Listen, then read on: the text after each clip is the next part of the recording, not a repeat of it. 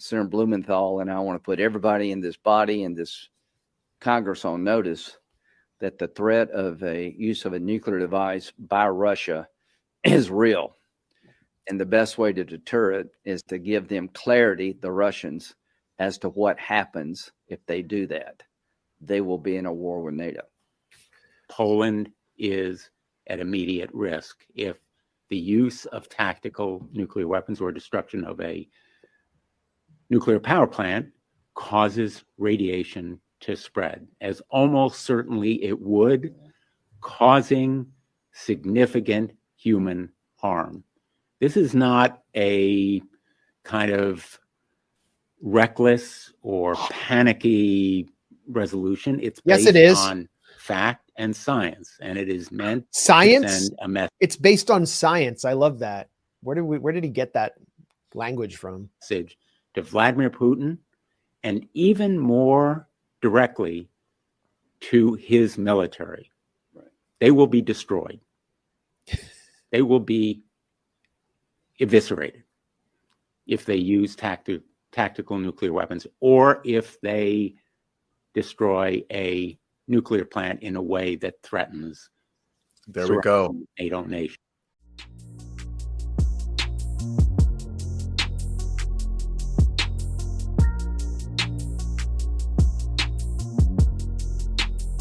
Welcome to What's Left, a political discussion challenging the mainstream left. I'm Eduardo Barca, co-host, teacher and socialist, and the Libson. Right-wing teacher Jessica, and community organizing socialist Kenny Cepeda. We're online at what'sleftpodcast.com. You can find that link to our site in the episode notes, wherever you found this episode. And you can also find their personal social media handles as at Don Eduardo Barca and at ZeptiKE on Instagram, and just a Twitter handle as at JHomie89. Please subscribe, rate, review, turn on your notifications, and share your favorite episode wherever you found this episode. Thank you. All right. Welcome back, crew. Yeah. I was alone last week, and I was struggling and stumbling around my share. If anyone was listening, that was doing a live stream last week by myself for the very first time on What's Left, and it was awkward not having that back and forthy with anybody. So, and here today we have Kenny with us, so we're a complete four. The Fantastic Four of What's Left. I don't really watch any of those Marvel, or I don't even know if it's Marvel, but anyhow, the point is that we're here's the team. And so Andy, you're back from Iceland. Jess, you're back from Women's Gathering, if I'm not mistaken. Yes. And North also Carolina. Yes. And Kenny from daddy duties and work related jobs. So I'm glad you had an opportunity to be here with us. Let's give in a small update. But before we do give a small update, just a tiny bit, let's discuss today's topic, which I think is important. Andy, you have decided to give us the opportunity to share with us what's been going on with this ongoing saga of What's Left episodes on Russia, Ukraine, the U.S. meddling over there, and the war there, really. And out of all of us, you're the one that has been I may be wrong, Kenny, you might as well be it, but I'm not. I know I haven't. I know Jess has shared with us that we haven't really been keeping as much on top of it as you have, Andy. And so I'm hoping that today we'll be discussing that in depth from anything that you have been updated on. Yeah? Yeah. Well, first off, you did a great job last week, Eduardo. So well done. And the both of you pulling off that live stream 2 weeks in a row, that was great. I listened to both episodes, or all 3 episodes actually. So well I liked it. I think we should do more. I liked the vibe of the live stream. We'll get there. And so really what I'm hoping to do is, well, the reason I want to talk about what's been going on in Ukraine, what is really the U.S.-NATO war with Russia and kind of China. So Ukraine is just in my opinion, Ukraine and that region is just the location where a war between the United States and NATO and Russia and China is starting. So I'm hoping to talk about these recent events, the so-called coup that took place recently, that many people are making of, the counteroffensive that Ukraine has launched into. But really, I recognize more and more that we're very much caught in a fog of war. Now, people who fight a war are in a fog of war. It's very confusing on the battleground, but for the people who are trying to make sense of it from outside, whether you're in the United States or Russia or Ukraine or China or Europe, I think there's a fog of war because there's just to separate misinformation from information. And I just want to talk about my best guess at what I think is going on and share that with you. I know that Kenny's been also paying attention to this, and Kenny, I'm glad you're joining us this week. I'm not saying you two aren't, but really, this is you all helping me. No, we aren't. I've been offline for like 8 days, so I'll be just listening. Well, it'll be you either asking questions or helping me make sense of seeing if I can make sense of what I'm seeing and coming to some kind of understanding about it. I'm not going to pretend to be an expert, but I am paying a lot of attention. And so I just want to share what I think I know, or rather the information that I have in my head. I can't tell you whether they're lies or the truth. All I can tell you is this is what I've heard from various sources. And I'm hoping y'all can help make sense of it for me. And maybe we can come to an understanding together, because this stuff isn't over. And I don't believe this conflict is ending anytime soon. And so it's taking a new turn, and I think it's again a dangerous turn. And I want to talk about that. And I also want to talk about this question of civil war, because I think people have really gotten. Well, I think civil war is a big deal in relationship to this war, and I want to talk about that. Hopefully, we'll see if we have time. All right. Oh, but first, we should have Kenny tell you a little bit about how things are for him, where he's been. I mean, we kind of know, but maybe give us an update, and then we can get into it. Sorry. All right. Sorry. Hi. It's like such a segue. Civil War. Now tell us about your baby. I know. Our baby's raising hell. It's been almost a month. She's a month tomorrow. And so, she's still a newborn. We are adapting, sharing the joys and challenges of being new parents. And so, yeah, it's an exciting time, but it's also a challenging time. I was talking to you about, the long hours that I was working. I did get a couple of weeks, so I don't qualify for parental leave yet because I started, 7 months ago.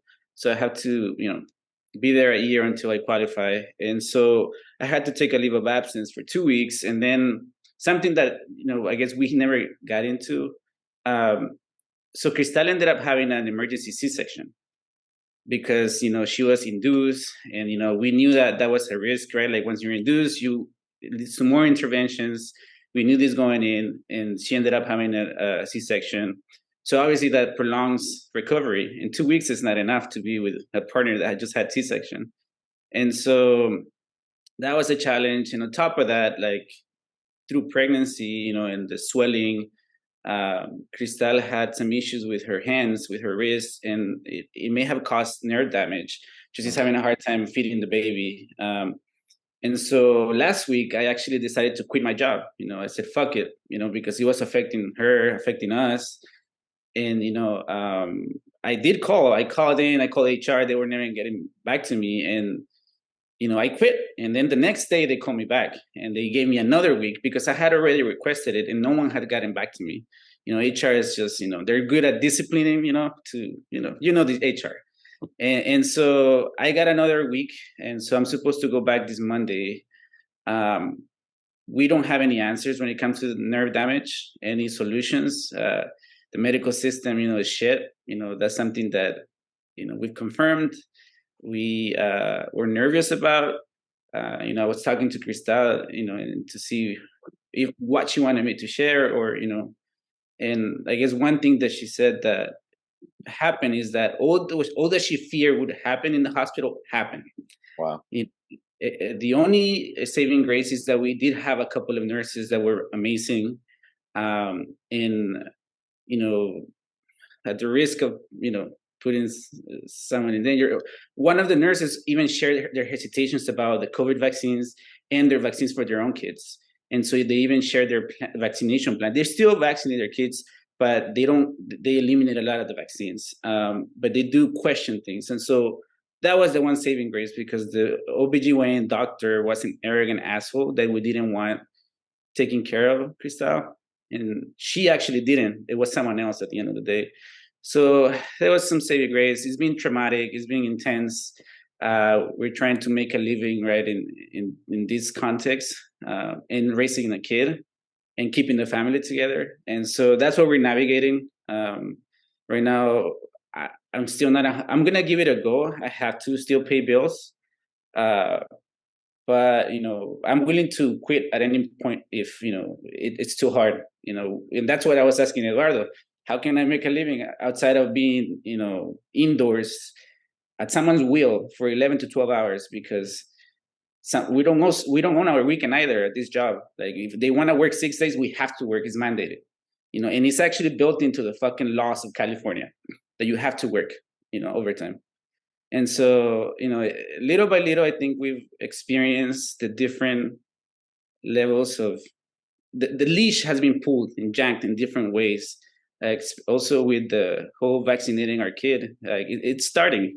You know, we've had awkward moments with the pediatrician, and, you know, we managed to keep our kid like unvaccinated until now. And you know, she's fine. She's doing great. She's eating fat, and, you know, she's a happy baby. And, you know, we want to make sure she's still a happy baby, you know, for a lot of time to come. And yeah, so that's basically it. You know, a lot of shit, but, you know, seeing our baby, her every, you know, like step, every new achievement, you know, it's beautiful, you know, and it's like she's walking. I know, she's in college now. No, but I mean, she's just growing fast, you know. People did tell us that, and you know, it's been a month and she's already different than she was a week ago, 2 weeks ago. Wow. And what's her personality like? Well, she is a warrior. We think, you know, like, I don't know if that's just us, but she has mighty strength, like physical strength. A lot of people have commented on that. Like, she will, like, she's feisty. She doesn't like the swaddle all the time. So she'll sneak out of her hands out, you know, and come out of the swaddle. And like, if she's not happy, but she also relaxes, and, you know, and yeah. So, you know, she's developing a personality still, but she's feisty. And what about for you as a dad? What have been some experiences, or what's that been like, fatherhood? Oh, I mean, I'm still trying to figure that out. I think. I mean, I think the pressure of providing, you know, is different. You know, like some voices that I thought I had left behind have come back into my head. You know, like, and I'm fighting those. But I look at her and I'm like, you know, you're the reason, you know, we have to push and fight. And so it's been challenging. I mean, I'm happy, you know, like, I can't believe it. I'm still adjusting, but it also feels like a lifetime ago, because, I mean, we gotta wake up every 2 hours and feed her and be with her, you know, and find ways to suit her, you know, when she's fussy and, you know, trying to figure out what she needs. So I think right now I'm learning, and, you know, I think Cristal too, she's learning. We're both trying to figure it out, but it's good. And also, like, did you want to come back to this episode because we're talking about Russia and all the U.S. Ukraine? Because I know you've been paying attention to that. Yeah, you know, I've been wanting to come back. I've struggled because I've been disconnected a bit. You know, like, I do keep up. I do watch the news. I do glance at things. I think that voice inside my head questioning whether I had something to contribute. But actually, what Cristal has been encouraging me to do it, because, you know, she knows that this is a space where I feel like me, you know, that I have a grasp, you know, to a degree, and I enjoy it, and it's therapeutic. But listening to Alison's episode, the one, Eduardo, you mentioned, actually kind of triggered something, like pushed me over, you know, and, you know, because this is the place that I think I have to be. This is where I want to be, doing this kind of stuff, like speaking up, using my brain, rather than being in close to 11 hours and, but so, yeah, I mean, it means a lot to me to be here because this is who I am. Oh, welcome back. It's good to have you here.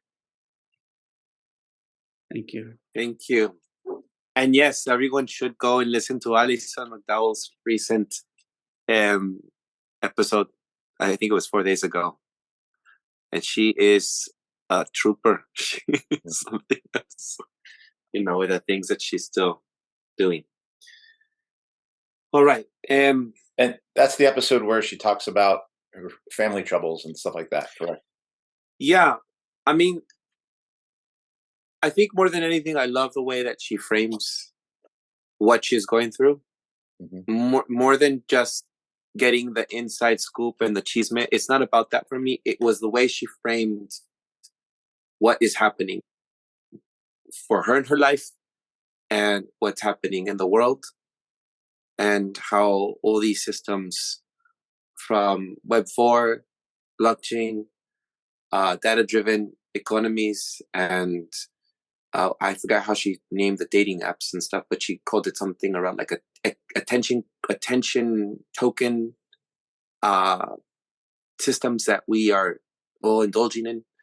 It's just the way I love how she really is giving us a chance to see that it affects anybody, even her. So anyhow, I'm appreciative of her being vulnerable on her blog, on her channel. And it's getting harder and harder to find someone like Alison because she's disconnecting from social media, and she might just disconnect one day from YouTube. She is on a path, and Jason Bosch, sorry, I'm butchering, but Bosch, he has also shared his struggles with his relationships. But anyhow, I digress. We thank you, Kenny, for bringing her up. And if she triggered something in you to be inspired to be here, welcome back. I really do think she is an amazing individual. Whatever her relationship is to this What's Left podcast, she's always welcome here. She had a seat at the table. Alison, we have you. We're waiting for you. So True that. Anyhow, all right. Welcome back, Jessica, as well, from your women's gathering. I really am looking forward to hearing something about that, as well as Andy. We're going to have a whole episode on these things, everybody. There's a lot going on, including me and my colleague, the interpreter, the other day, telling me to use inclusive language. And I was like, in Spanish. All right. Okay. Let's get to this. I think we're going to have to cover a lot today. Andy. I feel like we just have to have a return episode. Then we can. I know. You see? What do I do, Andy? Do we cut this part? Right, do we? I don't know.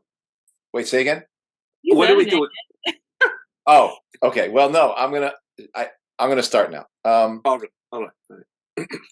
So, well, first off, let me just do this because I've written down 4 things I want to talk about: the state of the war, the Prigozhin coup and Wagner.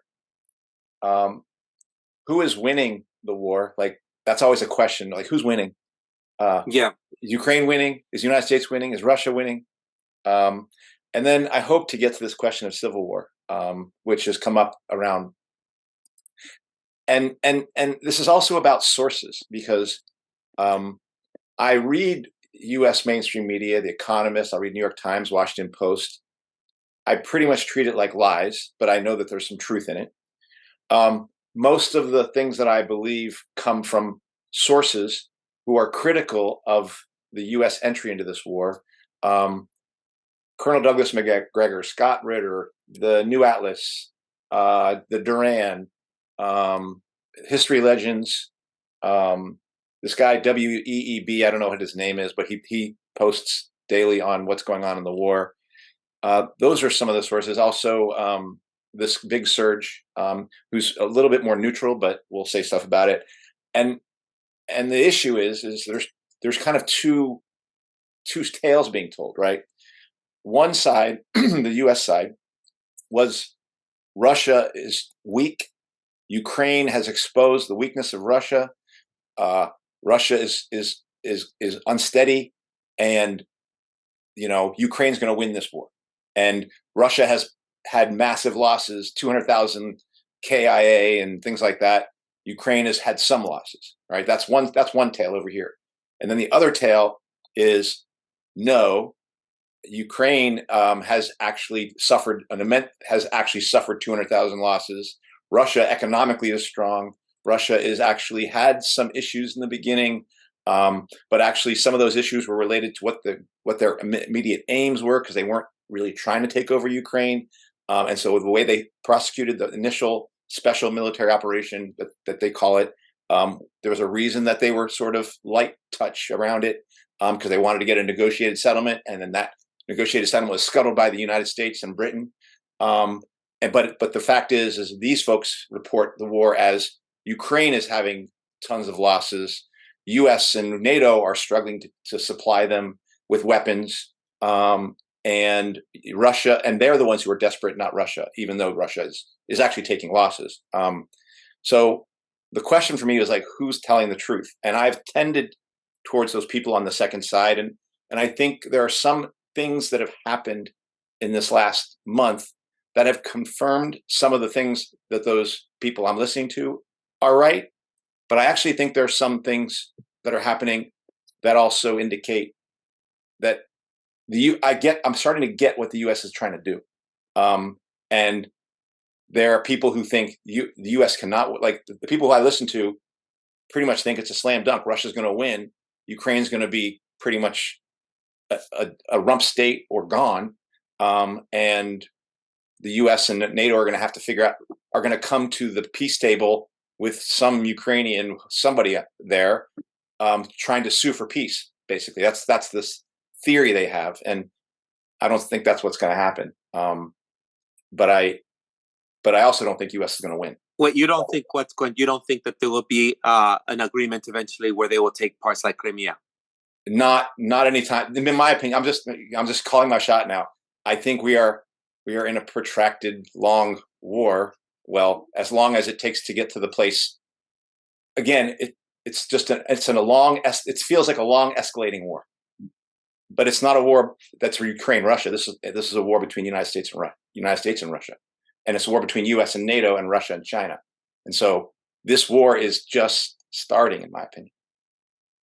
And so that's what but I want to talk about what things are confirmed and not confirmed about the various sources I'm listening to. And I have to say, at the end of the day, I don't actually know what's happening. I do my best to make sense of it, because there's just so many lies. And there's not just lies from the U.S. side. There are lies from the Russian side as well. Of course they're lying. They have to lie, because they're a capitalist state, just like the United States. And they are interested only in their own imperial aims, which is something that in some ways, some of the people who are saying the things that I'm listening to are kind of hoping Russia wins, because they think that if Russia wins, if Russia can defeat Ukraine and the United States, that will have this kind of peaceful multipolar world where everyone has to share. And that, I feel like that's an illusion. And I think this really is about Russia not being willing to lose, so Russia must win, and U.S. not being willing to lose, so U.S. must win. And that's what we are faced with. We are faced with two big, gigantic forces who will refuse to lose and who must win. So that's what I think we're seeing. And so I don't see an end to that anytime soon. And if it does end, it's going to end really badly, unless we have a civil war. So that's why I want to talk about civil war. Okay. When you say we have a civil war, you mean here in the U.S.? Well, we need a civil war in the United States, and we need a civil war in Russia. Yes. And it's been interesting to see how the people who are kind of hoping Russia wins, when they saw the civil war, a so-called civil war emerge, and I want to talk about what that was, they got really upset at Prigozhin and Wagner, or Prigozhin. And they were singing his praises before. They got very upset. He's a traitor. He's a double agent. And I'm like, why would you be like, if there is a civil war, this is the only, and it isn't, this is really the only thing that's going to stop these forces, is a civil war. is a popular uprising. Now, Prigozhin doesn't represent a popular uprising, but your country is going to have, that country that's having the civil war is going to have to be defeated. Like the people who are fomenting the civil war are going to create a situation where their country is no longer willing to be able to do the war. So they must lose that war then. And so that's revolutionary defeatism. It's basically, so I just saw a lot of people who, and even left wingers who are against what U.S. is doing, almost come out against civil war. Like they want Russia to hold on and be able to win this war. And like, that's an illusion. So I'm kind of talking ahead of myself. I don't know if that makes sense. Yeah. All right. And there might be.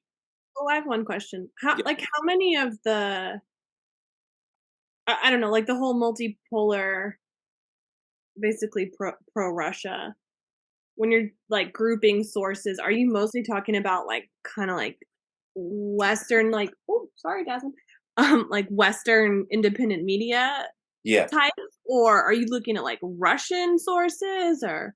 I'm not looking, I don't look at many Russian sources. I look at people who are probably looking at the Russian sources, and they're mostly either Western European or US, who are looking at US sources, but also Russian sources for the information.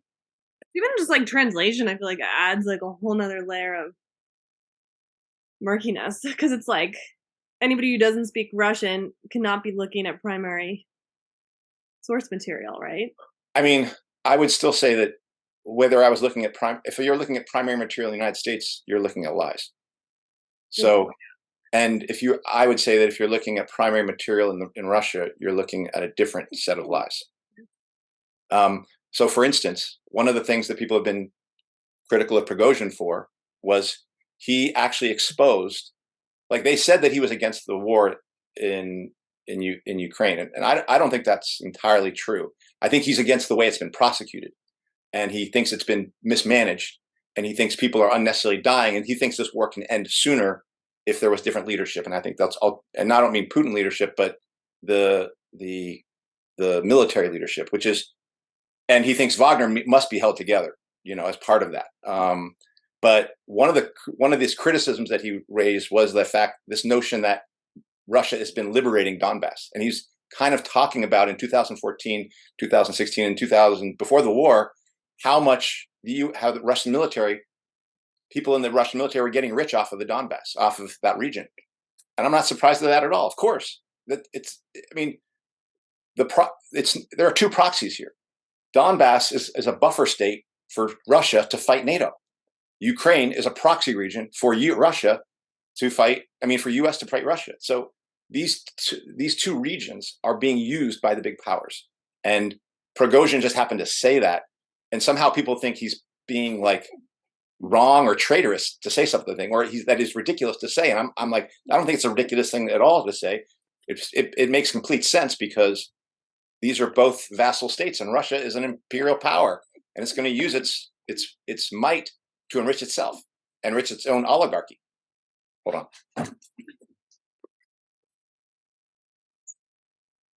Because my question is, what can you trust?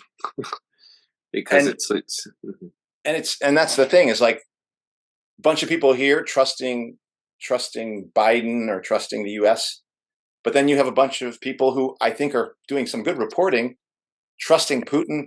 I don't know, it's not a question of Putin thug. It's a question of these are just people who represent powerful states who are only interested in ruling the world. Do you think that comes from just like a reactionary, like, because they might consider themselves like I guess probably they would label themselves like anti-imperialist, but really it's just anti-imperialist when it's, the US, and therefore they're just like, the only other path that they see is like basically pro-Putin. Right. The biggest framework that I would say is most of them are pro-capitalist. So they think that there's a way to get this resolved under capitalism. I don't think that's true, but they think. So they're going to think that there's some leader, there's some country, there's some order that can be set up. And this is why the multipolar order is like, maybe the US can go down a peg, Russia comes up a little bit, China comes up a little bit, and everyone has to share. and they're thinking that somehow that'll contain things, and that because they don't believe that capitalism is a profit-driven competitive system that is prone towards crisis and will destroy the planet or destroy humanity unless we have a revolution. They don't believe that. So that's that section of people. And then there are leftists who think that Putin is an anti-imperialist of some sort and can, by weakening the United States, somehow helps the side of anti-imperialism. And that's only true if you're building a revolutionary movement in this country whose aim is to foment a civil war in this country to take down your government through the act of it fighting a war. And conversely, that has to be, because this is an international movement, we need that to be happening in Russia. So if there was a civil war brewing in Russia, honestly, most leftists should be like, well, that's kind of a good thing. Now that gives us a chance of getting out of this thing. Because in my opinion, the only way out of this that avoids nuclear war is revolution in the respective in the respective countries. Revolution in the United States, revolution in Russia, revolution in China. And, oh my goodness! And if you and that revolution is going to ensure that country is going to lose that war. Like, you can't win a war and have a revolution. It's entirely true. Like, it hurts the war aims. So when Prigozhin has what they call a coup, which again I don't think it was, but it was an armed protest. What it was protesting, I think, was not to take Putin down, but to do something else. What was that? Was to do something else? I think it was to maintain, number one, to maintain Wagner as an independent force. That was the first thing. And secondly, to basically get Gerasimov and Shoigu, who are the two top military leaders who've been running this war, and who I believe he believes there's other people critical in the Russian military of Shoigu and Gerasimov. He believes those people have to go because that people are dying unnecessarily because this war is being extended. And I think he thinks if they go, Russia can get onto the offensive and Russia can end this war. And again, I don't agree with him, but just like the United States, there are forces in Russia that are impatient, that are feeling the effect of the thousands of people who have died in Russia and the effect it's having on their population. I understand Russia is not economically suffering right now. In fact, it's done fairly well in relationship to like Europe. But I do believe that, and there's evidence, right? Like it wasn't just Prigozhin who was sent to Belarus. Now you're seeing there's another guy in his name. I can't remember his name. Let's see. So let me try to get his name. There was another ally of Prigozhin who is now who we're not hearing about, who it looks like who's being kept and possibly arrested. He's a general or a higher up in the military. So I think it's well known that there's criticism within the Russian military about this war, and that's because the U.S. proxy war has put Russia under pressure, and that pressure has created cracks within the military apparatus. And I think Putin got through this one, but I think the U.S. has every reason to believe that if they can ramp up the pressure, they can create more cracks. I guess I just wanted to kind of get into the coup, why it's being sold as a coup in like Western media, to kind of like begin unpacking all this, because like, at least for me, this was confusing, when I first heard this, coup attempt happening, right? Like I had a friend who reached out to me and it's like, hey, like, and this friend was really freaking out, like, oh, like something bad is going to happen. Russia is going to, they're facing a coup. Putin is going down. Bombs are going to fly. And, but the reason I bring this up and the reason I wanted to be here is because, like you said earlier, Libson, this is a fog of, the fog of war, the fog of understanding. Like I also question, these people who we're listening to, because I also listen to Scott Reeder Garland Nixon, they discuss this stuff. Those are two people that I listen to a lot, and they do have this position where like they see Russia, right, like as this formidable opponent that is being misrepresented, right, and that I think implicit in their arguments is that multipolar world that I think they imagine that might bring stability, and while omitting like mutual assured destruction, which is part of the equation here, on both ends, right? Like, and so I guess my question is that, like, what was your first reaction when you saw the coup, like in the news, and how did you wrestle with that? Because for me, I took a pause. My first reaction, like you, was there is some lies behind this. There's a smoke screen. This is not the story. We gotta wait and see. And I didn't get more answers until I read the article you sent us to read, which has a more persuasive, logical, I think for me, explanation of what happened, because it gives some like autonomy to the Wagner and what is his name again? Prigozhin. Prigozhin, yeah. It gives more, autonomy and decision making in the process, because he's in Western media. He's being presented as this like puppet. He actually gets he's getting a lot of attention, in the media, and he's presented as this faction that's like acting, beyond the reach of Russia, and presenting Russia as a weak, military, unit, right? Like, because they have this like rogue, actor, in which there is truth to that. But again, there is so much misrepresentation that it's hard to follow. So like, how did you approach, that first wave of information that said, there is a coup in Russia? Because I gotta say, for me at first, I thought it was ridiculous. And I think to a degree it was ridiculous, because they didn't have the military capacity to walk all the way to Moscow and expect, to take over, if there was no fracture in the Russian government, because to some degree the Russians have, gone through this stress test. This is one, right? Like, there may be more coming later, but they have survived this stress test. And I think that is the persuasive argument in this article that you sent us. Well, the first thing is Jeff Strahl was the first person who sent me something that said somebody put something up on Substack that said that there was that there was a military march on Russia that wasn't really at that point being called a coup or insurrection. I believe, I'm not sure if it was at that time. And the first thing I had to do was confirm that there was that was happening, and that was happening as far as I could tell. And everyone, the West was reporting it, and the people who I've listened to was reporting it. I think the thing that tipped me off, that made me question. I understand why the U.S. was going to call it a coup and instability. I get them, that's how they're going to talk about it, because now it gives them a way of talking about the fact that the counteroffensive is not going well, and it makes it reinvigorates the war, so they can now go to NATO and say, we can one up again. We can go back to Congress and say, let's go put some more, buy some more bombs and buy some more stuff and get F-16s in there and things like that. And in fact, it has also helped.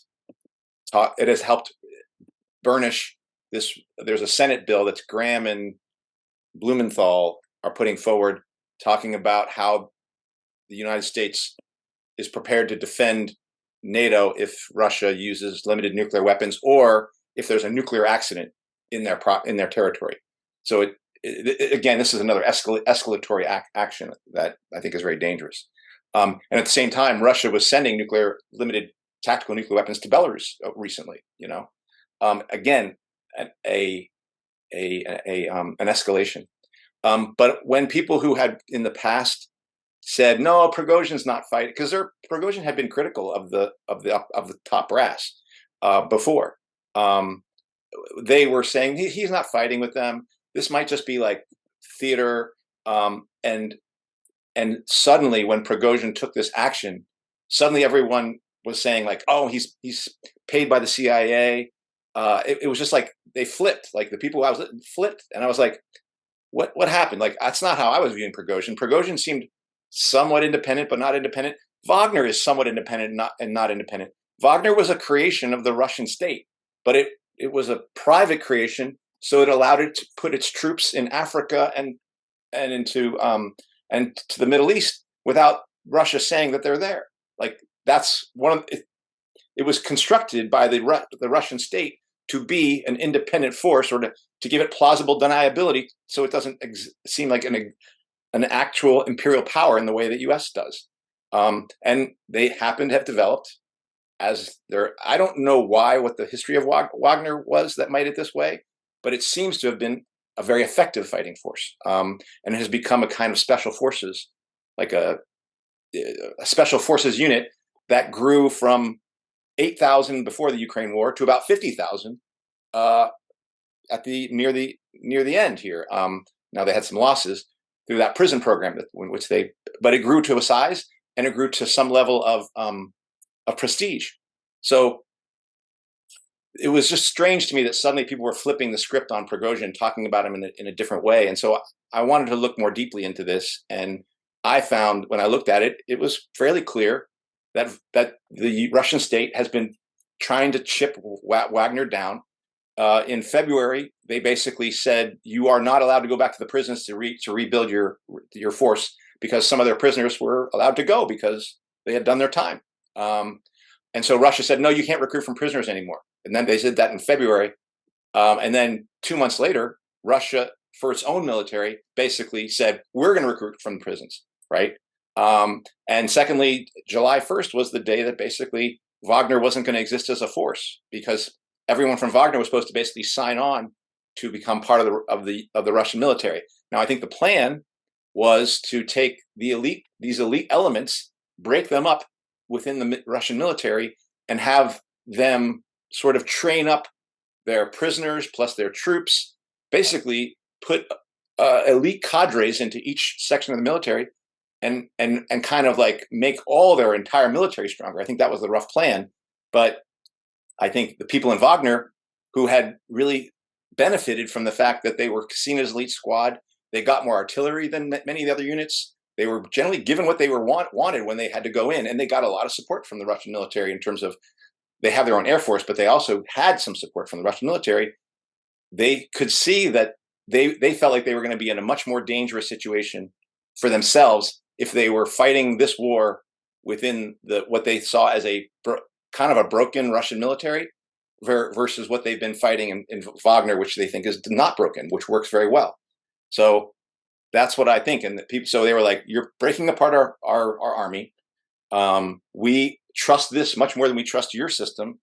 And again, this is why this issue of a criticism of the Russian military runs through this, because I do think beyond even Wagner, there are critics of the way that Russia has prosecuted this war, who think if they would have done it differently, Russia would not be in this situation right now, where it's now a year and a half into the war, and no end in sight, really.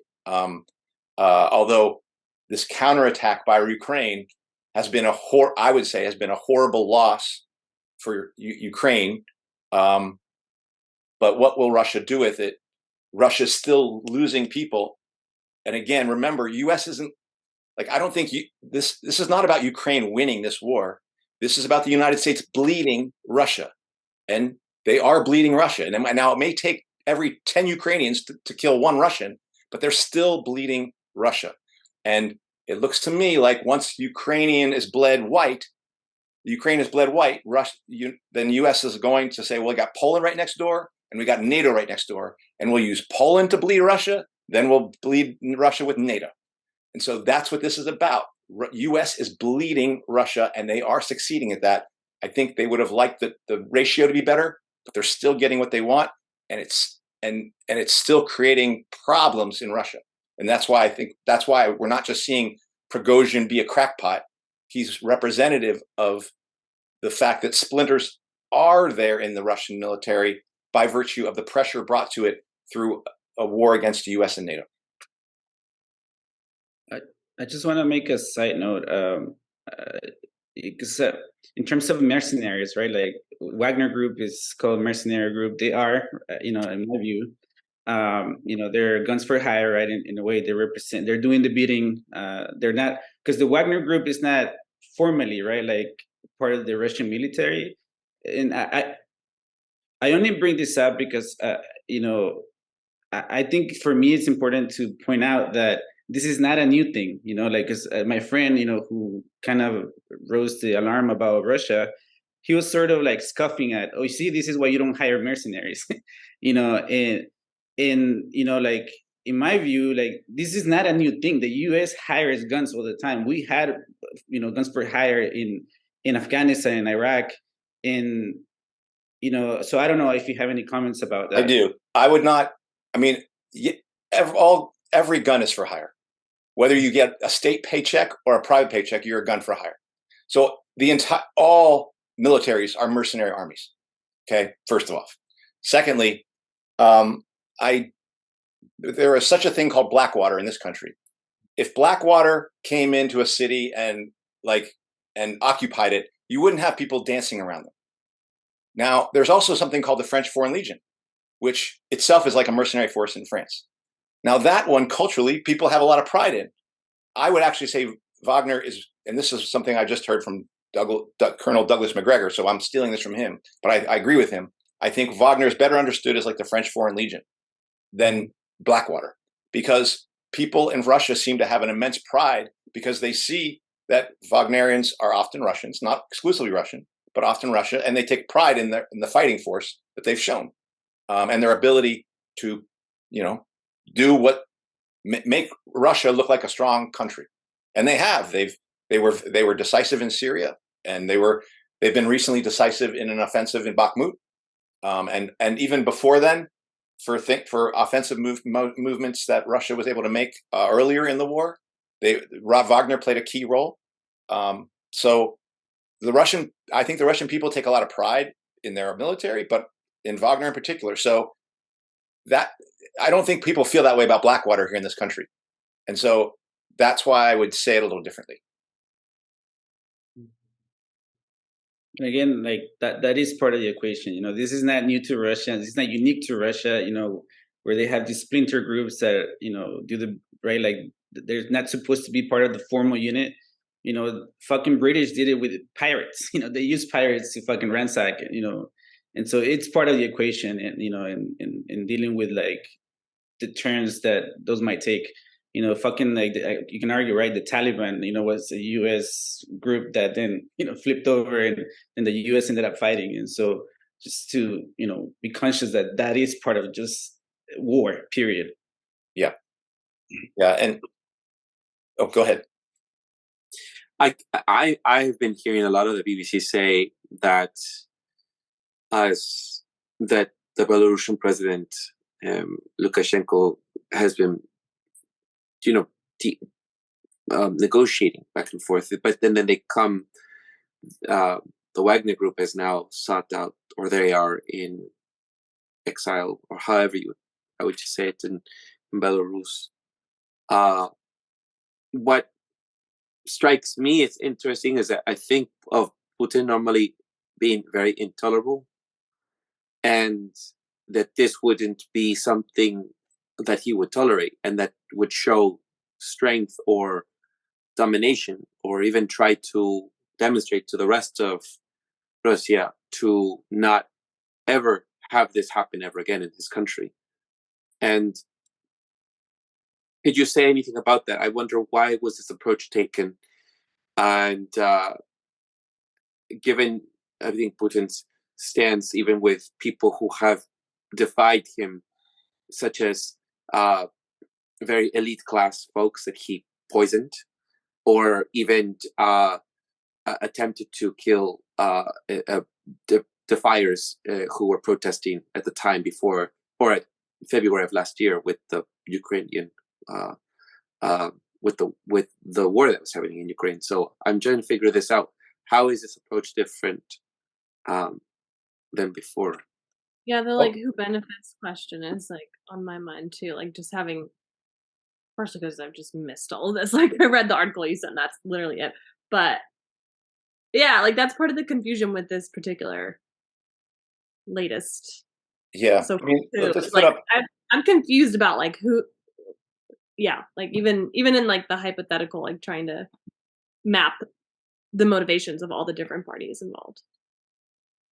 Well, first off, well, I guess what I would say is let's put up January 6th next to this, right?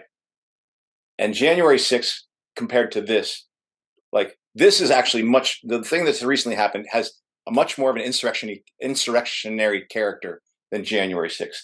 January 6th was literally a joke. And yet we saw the thugs of our government come and crack down on those people hard, right? So if you're going to talk about thuggery, and if you're really going to look and say, who is the crazy, wild-eyed thug who will fuck you over at any moment, you got to be talking about Joe Biden. You can't be talking about Putin, because they went after January 6th, which is not even close to an insurrection, hard. Now they had reasons. They were making an example because they were planning on changing the way the state operated, and they're planning on cracking down on the entire population. Similar story here, I guess I'm going to say. Putin has the same motivation Joe Biden does. He wants, or the Russian state has the same motivation that the U.S. state has, which is it knows that it's going to divide. The rich are going to get richer, and the poor are going to get poorer in their own country. They know that they want to expand, and so they are going to have to consolidate more power to themselves in order to do that. So Putin finds himself in the same situation, but faced with a protest, I would call it a protest, from something that represents 30,000 elite military force that's politically respected and well loved by many Russians. I don't think it's going to serve Putin that much to go after them like that. In fact, it serves him in some ways better to say, look, Prigozhin gets to just go to Belarus. And in fact, I think the Wagner force of some sort is going to still be held intact there. And that's actually somewhat useful, because if Wagner completely disappears and is completely absorbed into the Russian military, then Russia has no basis for saying that it doesn't, like all its places where Wagner is in Africa or Middle East are suddenly exposed as Russia. So you kind of want to keep your private group around so that you can still have plausible deniability that I'm not an imperial power. This is just Wagner acting. I mean, that's how I see it, at least. But I think that Putin was in a situation where, had he gone hard at these folks, I do think there would have been more of a response, because I do think there's criticisms about the Russian military, and I do think there's people who like Wagner and appreciate what Wagner is, and I do think the people in Wagner would have fought back. They were faced with a very large Chechen force outside of Rostov that possibly could have killed them all, but it would have been bloody, and in fact, there was bloodshed. Right, there were helicopters and planes reportedly shot down by the Wagnerian military as they did their convoy, and apparently missiles got dropped on some Wagnerians and supposedly killed. And again, fog of war, I don't know how much is true. I've heard as many as 8 planes got shot down, or planes and helicopters, and Big Serge reports only 2. Right, so there was a conflict. I just don't think Putin was particularly right now facing a counteroffensive that they're dealing with, but they don't need to have a bloody mess or something bloody in their back doors, in their backyard, or in their home country while they're trying to fight counteroffensive in Ukraine. So that's how I see it. I think he was in a different position. I do think it, in a sense, it does show a kind of weakness, a kind of a fear for the Russian state to not do this. I think some people are saying now the Russian state is strengthened. I don't see it that way. I actually do see this as reasons for the U.S. to think, okay, if we keep pushing, if we keep pressing, maybe new cracks will form. And that's my read on, at least. Is that an answer? Yeah, I suppose that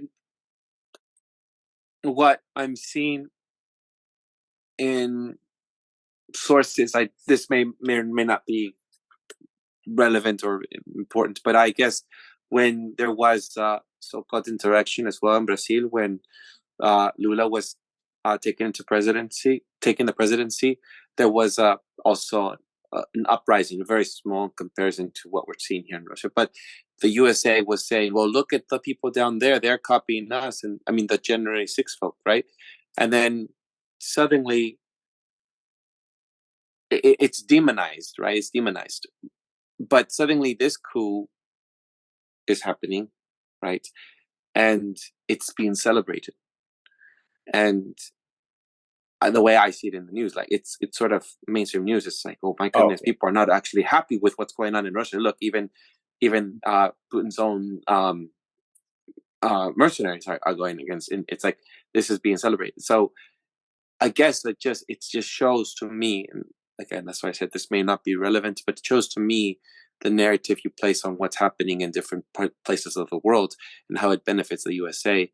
In this case, this is benefiting the USA. I'd like to see that potential civil war, which I'd like for you to delve into, but not celebrate any attempt of a civil war, which is pathetic. The 6th of January here in the USA, right?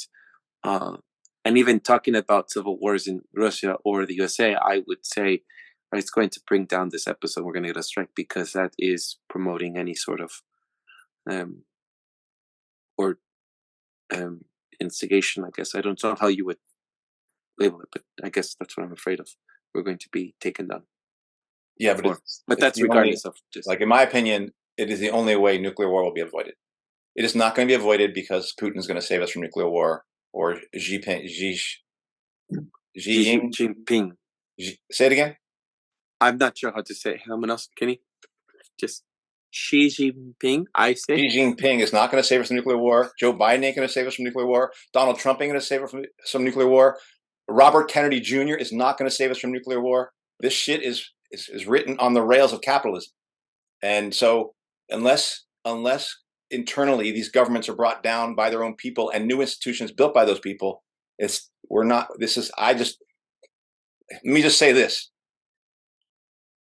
Senator Graham and Blumenthal, I can't remember what their name is, they recently put forward something in the Senate that said this, that said, if there's any tactical nuclear weapon dropped on any part of NATO, then we reserve the right to strike back with tactical nuclear weapons.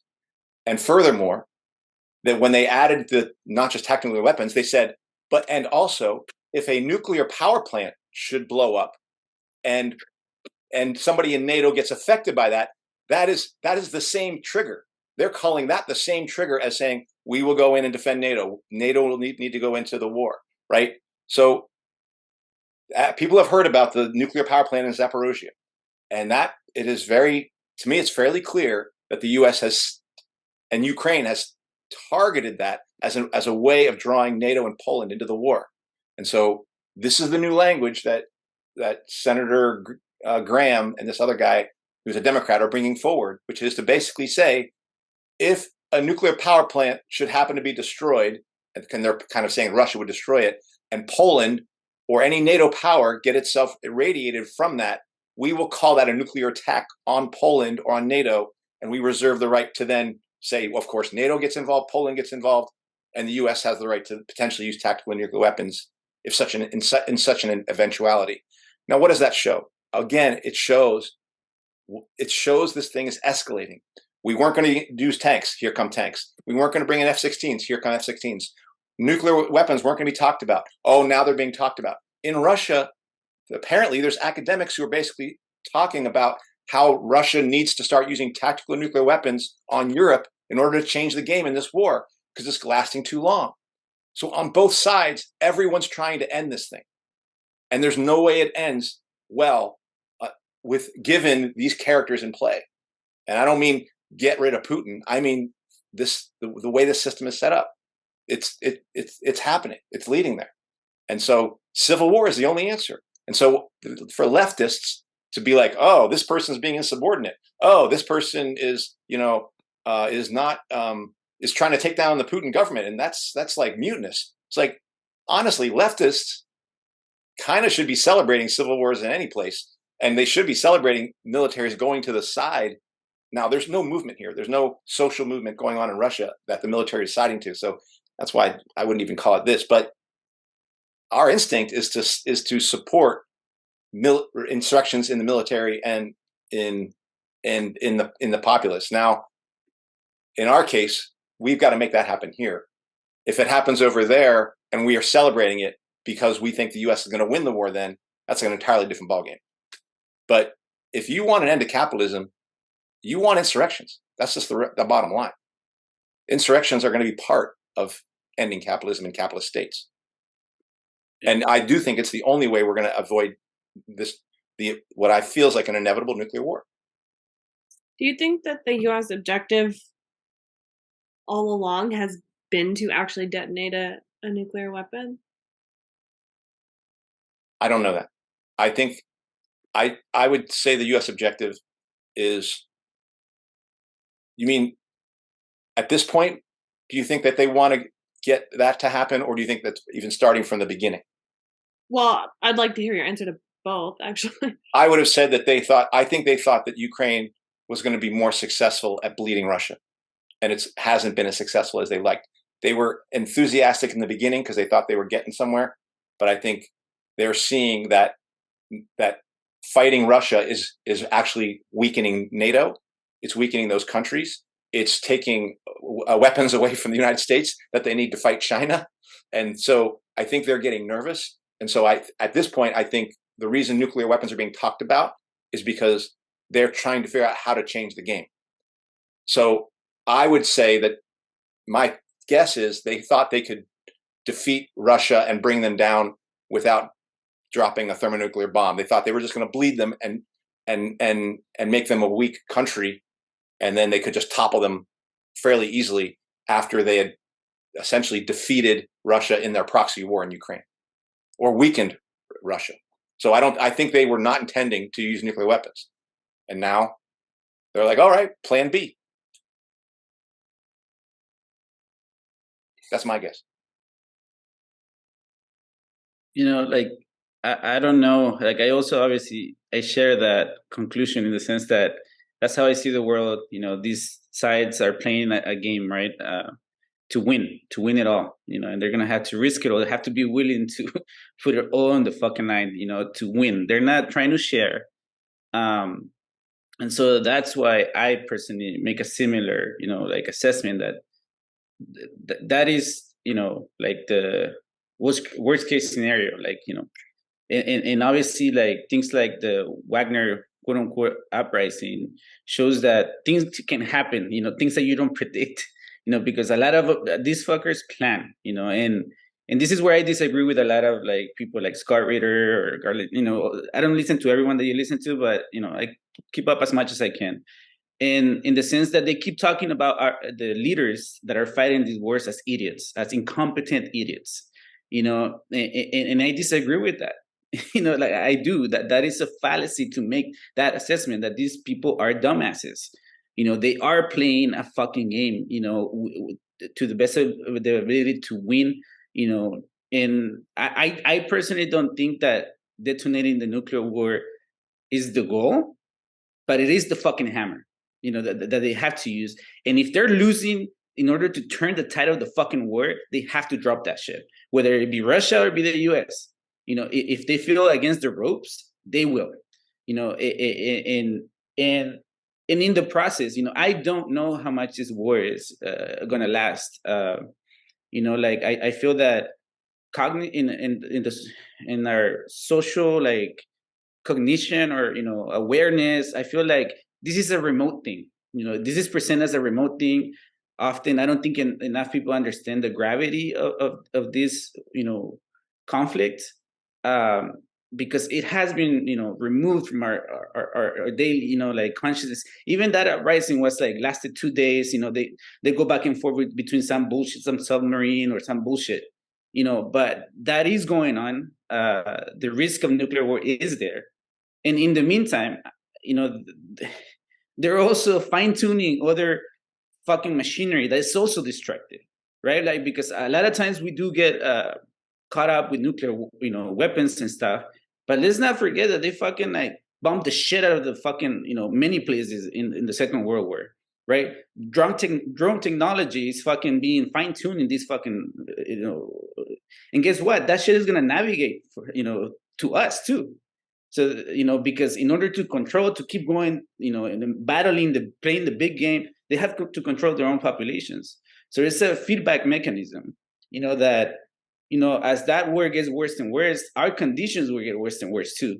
It may not be apparent that such a conflict that's far away, and some other people you hear that are getting, they're going through a meat grinder, because there is horrific, there is like, at least from what I hear, what I understand, there is masses of death happening, at the levels of World War, that, thousands and thousands of people are dying, have died, and and even though they talk about it, we don't really have a fucking sense, and again, like, yes, nuclear war, and I don't think that is the first weapon, to go to, and that's my point, that in the meantime, they're going to continue to use other shit, that is going to, continue to grind people, put people to a meat grinder, and they're going to run out of room. There's only so much Ukraine they can fucking, use, like you said, Libson. They have, Poland, they have the rest, they have Europe. Europe is a buffer fucking zone for the US. Yeah. And that's the reason for the Graham bill right now. It is not to, the U.S. has in their national defense strategy, has already reserved the right to use tactical nuclear weapons, even if nuclear stuff isn't involved. So they don't need this. They need this resolution to give them the right to use tactical nuclear weapons. What this bill lays out pretty much is the game plan for how, if the Zaporozhye nuclear power plant gets blown up somehow, how that can become the basis for drawing Poland into the war and then NATO into the war. And that's where the next round of troops are going to be found, because yes, the US has already talked about how they're training up a new set of Ukrainians, but they've lost like 3 different Ukrainian armies already, and the third one was lost in this counteroffensive, and it's being lost. Even though that they still got brigades ready to come in on the counteroffensive, this counteroffensive has been a complete failure. It basically has still not even penetrated to the first lines of Russian defense, and Russia has 3 lines of defense, each getting consecutively more difficult, and Ukraine hasn't even gotten to the first line of defense, and it's lost 15% of their Bradleys and a bunch of equipment and a bunch of people in what's called the crumple zone, basically the zone that Russia set up as a defense that says we can retreat from that to the first line of defense, but this is that zone that it can flex like this, and when we retreat out of it, we shell whatever comes into it with artillery, or it dies from mines, or we have helicopters that shoot at it, or drones, and that's what's been happening. And so the Ukrainian counteroffensive has been drawn into this fire zone and hasn't even arrived at the first line of defense. And by any stretch, it's a complete failure. I mean, I remember hearing Petraeus, who was one of these people on the West, General Petraeus, who said the counteroffensive needs to be successful in the first 36 hours. And if it's not, then we got a problem. And now they're saying a different tune. The counteroffensive hasn't even arrived at the first line of Russian defense. So in that regard, the strategy of Gerasimov and Shoigu of waiting, you could call this a success, but it means that the war will continue, and the U.S. has already got its plan for how it's going to draw other forces into this war. So the war doesn't end. It brings in Poland. It brings in Europe.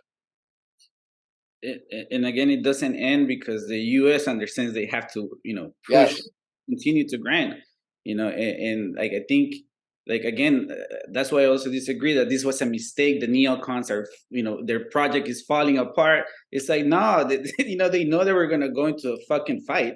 Yeah, I agree with that, Ken. If they did not start this war, then U.S. was done. It was going to find itself economically in a box that it would not be able to even use this military to break out of. So they knew they had to do something. So if they're going to be if they want to continue to be the top dog, they had to do this. So I agree with Kenny. This was never a dumb move. This is just the move they had to make.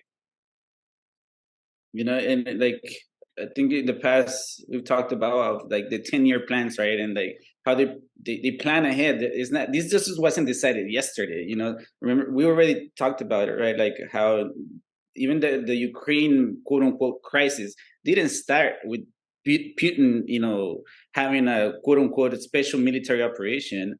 You know, it started years before with Obama, you know, like, and again, it doesn't fucking matter what, you know, who's in office. Like the plan is going ahead, and there may be some discrepancies, right? Like but the imperial plan is moving ahead because they have to use the hammer, they have to crush and crack heads and skulls and you know, use people as like you know, shields and you know, so on and on and on. And so again, this is no mistake. That's I guess my point. This is no mistake. You know, this all has been calculated, and we are on the line too. Like, you know, our lives. We think that, you know, yeah, we get distracted with all this bullshit, but it can turn on a dime. You know, and I think that's what I take from this Wagner uprising. You know, that there is obviously we have to go through other filters, right, in order to understand what's happening. And but things can change in real time, and that includes, you know, the big one, right, like nuclear war. And that's, you know, where I wonder, you know, how much these automated systems play into, you know, accelerating you know, destruction in a way that we've never seen before, that I don't think we can comprehend, right? Like we've only like sort of had whoever thinks about it, right, has a morbid like fantasies of the future about, but you know, like the fact is that we are in a more advanced, well, I don't even know if that's the fucking word. We have more technology, more technology to be able to do greater damage to more people faster. Right. And it's just worth remembering every time we've talked about technology, how many times we've always said, oh, this was DARPA. Oh, this was, so this is what this all is about. It's always been about dividing the world up and conquering the world. Because they're in the backdrop to all this created technology has always been the US military, at least in terms of the technology we create, like that's created in this country. And I completely agree. I would say this is moving inexorably towards greater conflict, towards nuclear war. The only way we can avoid this is civil war at home. And the biggest barrier to a civil war right now is Donald Trump and RFK Jr. Because everyone thinks that they're an answer, and what they are is they are the morphine into the system so that we can carry on with this nonsense. I just want to add Dr. Cornel West, and you know, yes, you know, like, and that could be said for any politician, Putin, the people who are like outsourcing. Oh, yeah, like go Russia, and then you know what you were saying at the very beginning. And anyone who thinks they can change the system from within, or are still waiting for that magical, you know, savior, like you're a fool, you know. And you know, if you want to make it in that system, you will have to get dirty and be vicious, you know. And I just have people in mind, you know, that are still in those circles that think that they can change, that they're the saviors, you know, they're the different person, you know, without understanding the magnitude of a system, you know, that doesn't have one person really driving it. Yeah, I don't know if this metaphor is in poor taste, but I'm just thinking, like, Kenny, about what you said about your and Christelle's experience in the hospital, of like, you went in and everything that she feared would happen happened. Yeah. Because it's set up. It is systematically set up that way. And it's the same on this massive, like, geopolitical stage. I think that's a very good analogy. I agree. And like, you know, the thing that I guess I've had to contend with is that, you know, like, obviously learning that these chains that, you know, that pull you into the fucking machine are everywhere, you know, these tentacles. in every facet of life, from birth to death, and and it's hard because playing nice is not how we're gonna fucking do this. Going along with it is not. And it's hard to be abrasive, right? And like, and just fucking like be straight up and say no, like fuck this, And again, like in isolation, we can't do this because it fucking eats your life. It has to be a collective effort, right? And like, because like again, no one person is gonna do it by themselves.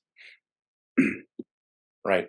And that's where playing nice will become important, because we are going to have to figure out how to be nice to each other, whether we be black or white, immigrant or not immigrant, woman or man. I'm including transgender,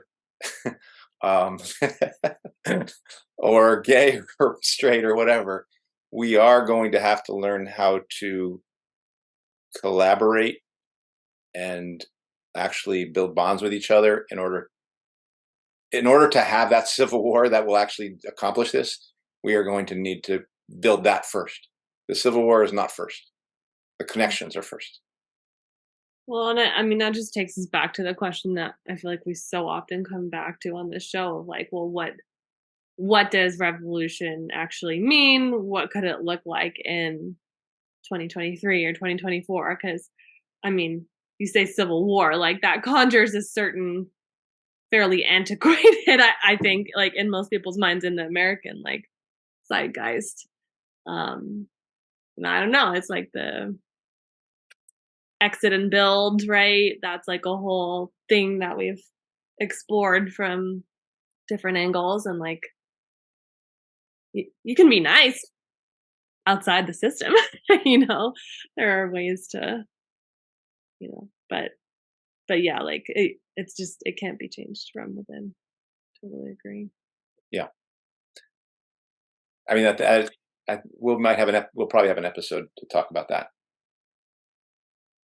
Talk about That sometimes. Elder. What do we mean by revolution? Yeah, I think we had an episode about that, and I don't think we clearly answered it. I have a question, and I don't know if this is bringing us back, but I don't quite understand what Lukashenko gets out of this. I don't know if you want to try to stab at that, or. I mean, I believe that Belarus is putting itself next to the empire that is going to be the next powerful empire. Part of the next is, in the same way that Britain collapsed and the United States took over their empire, I believe that the Belarusian president sees Russia and China as forming the base of the next empire of the globe. It'd be nice to be second, having done a favor to a big power right next to you. I think you'd have reason to believe you'd be in a good situation if that was the case. That's how I look at it. So he believes Russia's going to win. They're an ally, and they're in it to win it. Like, ride or die with you as the empire gets built, and something good will come our way. That's how and they got Poland right next door, which is on the other side. So they're picking their sides, and they're getting the tactical nuclear weapons that will make them relatively safe in a world that's getting more dangerous in their mind. Mm-hmm. As we conclude, I've been feeling a little disoriented, discombobulated around this notion that, I had I don't know how to explain this, that everything we read, everything we the information, inundated with information, is everything's a lie. This is there may be a few things that are true, but 90% of it is a lie. And I remember feeling that way before as a Jehovah's Witness, but then entering leftist liberal politics, you kind of were told, well, there's other alternative news sources. And so then I thought, okay, well, maybe I'm in the know because I'm listening to alternative stuff. But it's like I'm entering this phase of what the Substack you sent us was talking about, how everything, I'll just read what he said.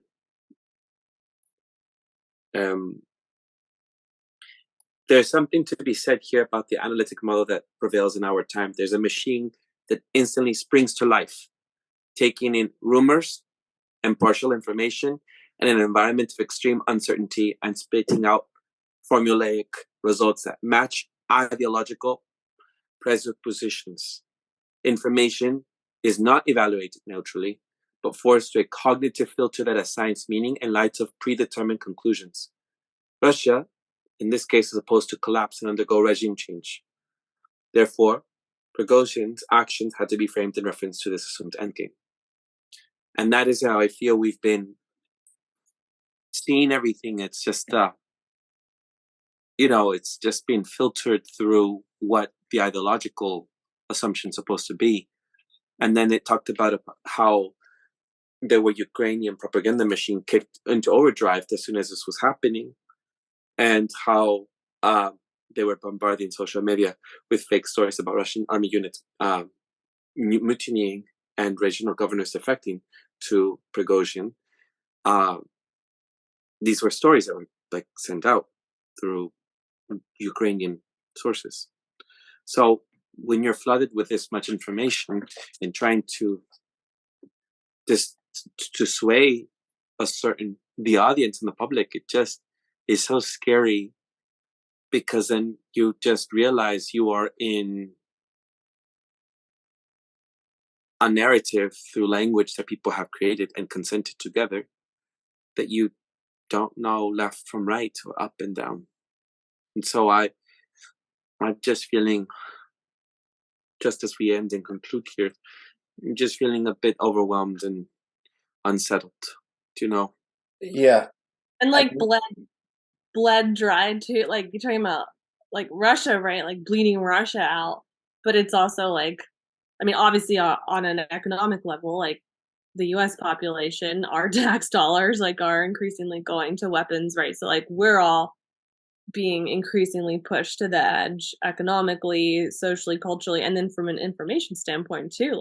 I don't think you're unique in that, just exhaustion and discombobulation.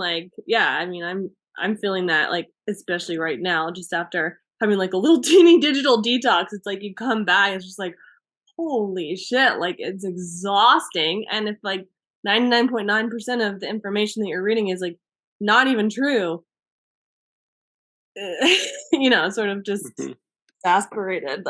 What's the point? Yeah. I think what I would say is the things that were true are Crystal, Xiomara, and Kenny. That's true.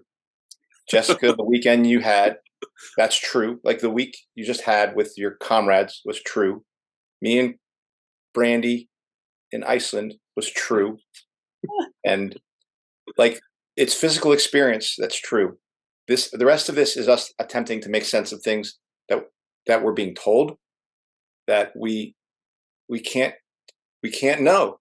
Now we can watch how events take place and make a little bit of sense of it. This is where people get down to the point of saying, well, maybe this kind of stuff isn't even important to look at. There's a case to be made for that. I think we will only find truth in what we have around us, and what we have around us will have to be, if it gets built into something that's meaningful and can provide for us and others, then we'll have to defend it. And the defending of it will be true as well. I think that's, that is true. And in my experience, I don't know how many other people are going through this, but it's fucking hard to stay, and fight back and try to be true to yourself, and try to get some more slack on the fucking leash that we have, you know, every day. Because like, you know, like doing this, you know, like just having this conversation, it's a lot of effort, you know, like it takes a lot of effort from my partner, you know, who's dealing with her own stuff and, you know, taking care of our baby. You know, luckily this week I'm not working because, you know, yes, but otherwise I can't be here, even though I want to be here because that fucking leash that is, you know, and so it's hard to stay, you know, on task and get together with people that are willing to, you know, build that. And I'm still trying to figure out how to, you know, do that, you know, how to find those people, you know, and because we moved, we were dislocated, and I guess I'm not saying it's impossible. It's just that it has to be done. That's the only way. I agree with you. And it is hard, and it's going to be fucking hard. And, you know, and we have to acknowledge that, you know, we're not okay a lot of times, you know, and you know, fortunately, I think I have a sense, and I fight those voices in my head that, you know, to make it about some sort of failure, personal failure, you know, like, because I feel like that's how the narrative is built too, right? Like that it's you and your fault if you're struggling. And but again, all this, that's why I talk about those tentacles that fucking try to fucking bring you back, try to grab your leash, and you know, and so yeah, just hope that everyone's taking care of themselves, and hoping we can find a way to stay connected. And that's why each week when we talk about what do we want to talk about, I think that's an open question, right? Like, and it's not a question of what do people want to hear or what are people interested in. The question is, what do we want to talk about? This is what I wanted to talk about because this is what's on my mind. This is what I pay attention to. And I wanted to kind of like spend that time with people who I really respect and love, that just talking about this and seeing what they would say about it. Beyond that, that's what this was for me today. You know, and if somebody wants, if this helps make sense of something for somebody, cool. If somebody says these people were full of shit or Andy was full of shit, okay. But it really was just me having some time to think about how is this world constructed in relationship to this event. And I think, Jessica, when you connected it to Kenny's experience, that's like, those are the kinds of things that help me go, yeah, these are patterns in the world that are going on that I think need to be disrupted and broken down. But next week, we might need to talk about tinctures. Well, actually, I was going to say, Kenny, that lemon balm's a Nervine that I gave you, so give it to Christelle. It's fine for breastfeeding. It couldn't hurt, at the very least. And some lion's mane. Lion's mane for nerves, too. All right. Well, let's conclude. Thoughts and energy, vibes, and everything over there with the land defenders that have been arrested this month. I just wanted to say, because I want to make sure that we're keeping track and we're being updated with over there, Thacker Pass.